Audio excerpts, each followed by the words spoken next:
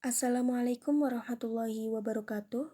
Perkenalkan, nama saya Eta Atiyah dari Program Studi Pendidikan Agama Islam IBN Tegal. Di sini saya akan mempresentasikan salah satu isi materi dari tugas mereview buku yang berjudul Ulumul Quran karya Dr. Andes Abu Nawar MAG, yaitu Nasa Mansu dalam Al-Quran. Secara umum, maqasid al-tashri' adalah untuk kemaslahatan manusia. Maka, dalam pembentukan kemaslahatan manusia, tidak dapat dielakkan adanya nasa mansu terhadap beberapa hukum terdahulu dan diganti dengan hukum yang sesuai dengan tuntutan realitas zaman, waktu, dan kemaslahatan manusia. Nah, proses ini disebut dengan nasah mansuh. Dengan demikian, dapat dipahami bahwa nasah mansuh terjadi karena Al-Quran itu diturunkan secara berangsur-angsur sesuai dengan peristiwa yang mengiringinya. Jadi, untuk mengetahui Al-Quran dengan baik, harus mengetahui ilmu nasa mansuh dalam Al-Quran. Di mana dalam Al-Quran, nasa mansuh diungkap sebanyak 4 kali. Yang pertama pada surat Al-Baqarah ayat 106, Al-A'raf ayat 154, Al-Hajj ayat 52, dan Al-Jaziyah ayat 29. Pengertian nasah secara etimologi atau bahasa terjadi perbedaan pendapat di kalangan ulama mengenai makna nasah, karena memang kata tersebut memiliki makna lebih dari satu.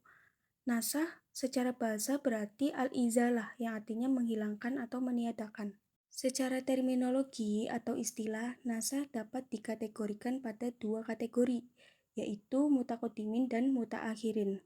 Menurut ulama mutaqaddimin, nasah adalah mengangkat hukum syar'i, menghapuskan hukum syara dengan dalil hukum kitab syara yang lain.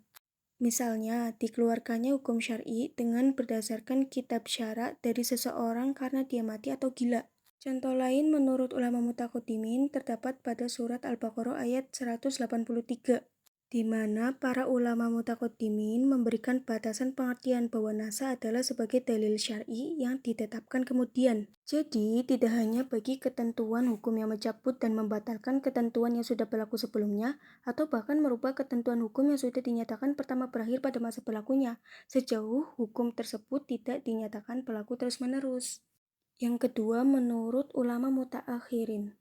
Menurut ulama mutaakhirin, diantaranya adalah Qurasyihab yang mengatakan bahwa nasah terbatas pada ketentuan hukum yang datang kemudian guna membatalkan, mencabut, atau menyatakan berakhirnya pemberlakuan hukum yang terdahulu hingga ketentuan hukum yang ada yang ditetapkan terakhir.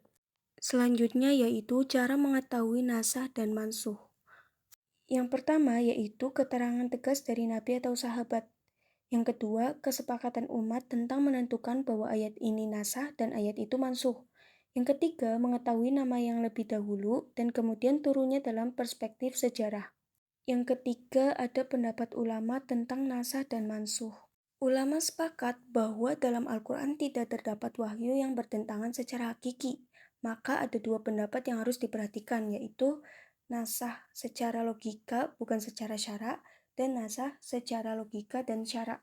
Nasah secara logika dan syara, dalil yang mereka gunakan adalah dalil nakli, yaitu firman Allah dalam surat Al-Baqarah ayat 106, dan dalil akli atau rasio.